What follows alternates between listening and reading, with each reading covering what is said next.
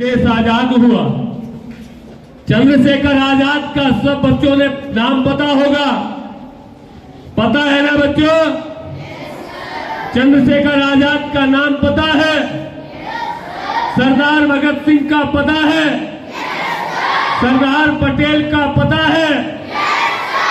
तो उनके महान काम का भी पता होगा। आइए मैं भगत सिंह की एक छोटी सी स्टोरी आप लोगों को बताना चाहता हूं। 30 दिसंबर 1930 को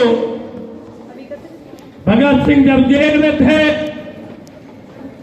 तो उनके पिताजी ने कोर्ट में एक अर्जी दे दी, एक आवेदन दे दिया भगत सिंह के बचाव के लिए।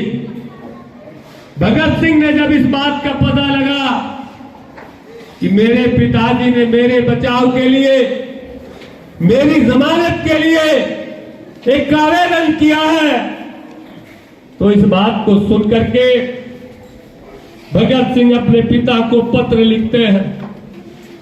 कितने महान लोग थे, हम आज स्वार्थ में अकंठ डूबे हुए हैं, लूट रहे हैं, खसोट रहे हैं, लेकिन भगत सिंह का किस्सा वो प्रेरणा देता है और हम आंदोलित होते हैं। तो भगत सिंह अपने पिता को पत्र लिखते हुए कहते हैं, पिताजी मुझे जब इस बात की जानकारी हुई कि आपने मेरे बचाव में कोर्ट में आवेदन किया है, तो मेरे अंदर की खामोशी चली गई। मुझे बहुत पीड़ा हुई, मुझे बहुत दुख हुआ। और आपने पता है कि राजनीतिक रूप से आपके विचार मेरे विचार से भिन्न है, और आपने कोर्ट में अर्जी दी थी तो कम से भी कम मेरे से परामर्श कर लिया होता। आपने कोई अधिकार नहीं है, मेरे बचाव के लिए आपने अर्जी क्यों लगाई? मैं अपना बचाव नहीं करना चाहता, मैं इस देश के लिए शहादत दे करके इस देश के नौजवानों के अंदर इस देश की आजादी का वो बिगुल बजाना चाहता हूं।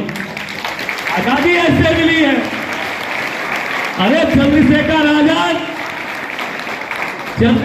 आजाद जब देश की क्रांतिकारी गतिविधियों में लिप्त था तो एक दिन अपने घर चले गए।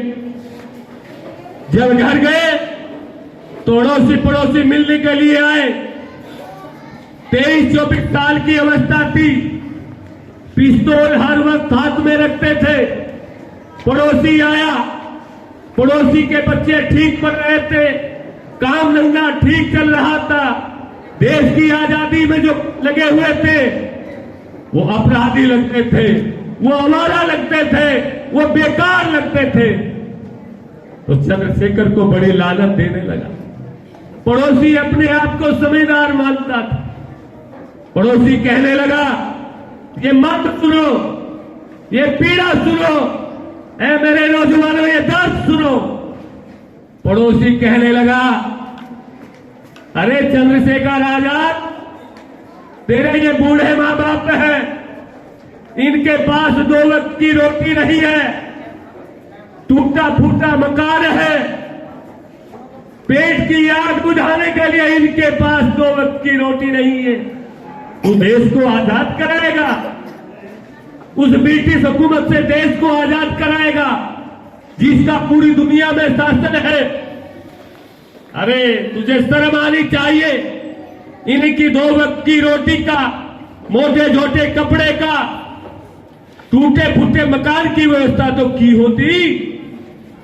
तो वो पीढ़ी चंद्रशेखर आजाद क्या कहता है, हे पड़ोसी, तू पड़ोसी के धर्म को निभा, इनके लिए रोटी कपड़े का मकान का प्रबंध तू कर।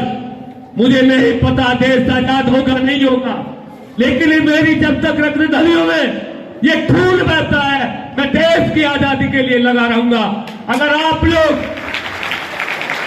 ये जिम्मेदारी पड़ोस के साथ की निभा नहीं सकते, मेरी